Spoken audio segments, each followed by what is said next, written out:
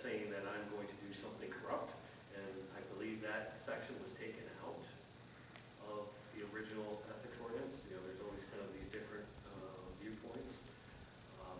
Right now, of course, any resident can come to any council member at any point in time, but a formal, you know, complaint to the ethics board does bring with it, you know, other issues, or not issues, but you know, false or frivolous complaints. That, you know, we talk about safeguarding, you know, the integrity of this body in the city of Taylor, but as we've seen here, we have sometimes some very wild allegations, and the way that we have handled those in the past is basically, you know, put it in writing. And if you have first-hand knowledge of something, then you file a complaint. Otherwise, just coming before us and giving just your opinion, or second or third or fourth hand discussion. So certainly that's going back to your question about the corporation council. I believe that that would only occur if it was the corporation council, and there would be, if the council would like to change that, that every council member is notified. When a complaint is filed, we can certainly make that change between now and, you know, the second reading. I see no reason that if there is an allegation of the corporation council and a complaint has been filed, that the entire city council be notified. Chairman, Yes. I would like it to see it opened up to give the residents options to file a complaint to each council person, because, you know, some residents may not feel comfortable speaking to each one of us, but opening it up to being able to come to any of the council members kind of gives them an option to feel more comfortable to speak with the member of their choice, to be able to bring that forward. And I don't think that once the complaint is received, it wouldn't be a bad idea to share that with the rest of the council members. But for resident comfort level, it would be nice to let them have the option to go to the member of their choice in that case. The chair can respond to that. There's certainly nothing in the ordinance or the amended ordinance that would prevent any resident from going to any individual council member if they think there's been an ethics violation to discuss that. The only time they would have to come through the corporation council or through the council chair is if they're in a position where they want to file a formal sworn under oath complaint. Is there anything that would prevent us from opening up to let them file the complaint with each of the council members, or? Anything preventing that? No, I just don't think it's a good idea. I think we have to have a more exact process on how to handle these complaints. And then I just have a couple other things.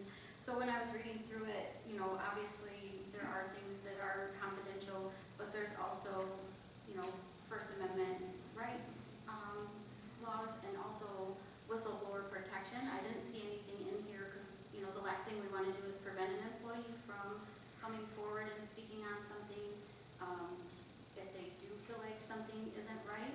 So I didn't see any protections for whistleblowers or First Amendment rights written in here to, you know, and the last thing we want to do is discourage anybody from coming forward if they see something that they feel isn't inappropriate. So again, the ethics ordinance cannot by its nature nullify any federal, state, or ordinances within the city of Taylor. The idea with the ethics ordinance is going that one step further. I mean, if something is illegal, it's illegal. But just because it's not illegal, the ethics ordinance handles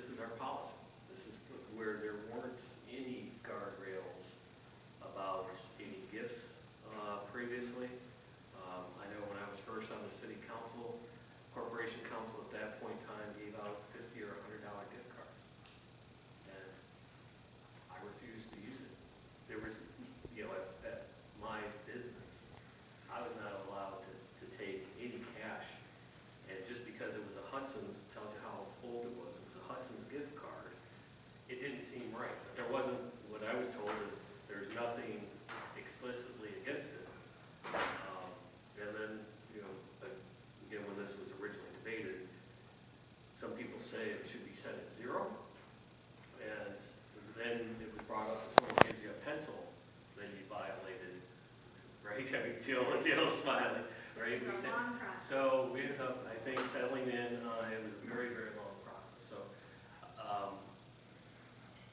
certainly back to your original point, we cannot supersede federal law, we cannot restrict it, and I wouldn't want to even mention the Whistleblower Act, because,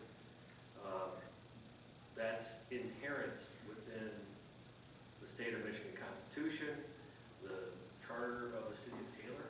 So, and we went through that. There were a lot of, why isn't that in here? The idea is not to restate the entire Michigan, case law, MCLs, is not to restate every ordinance within the city of Taylor or every federal law that may, be pertained. Because again, if it's an illegal action, it's illegal. But then you get into things that are gray zone, and we were trying to tighten it down. Was it okay to get a $50 gift card, but not a $100 gift card? How much, in aggregate, so on and so forth. Any further questions? Sure.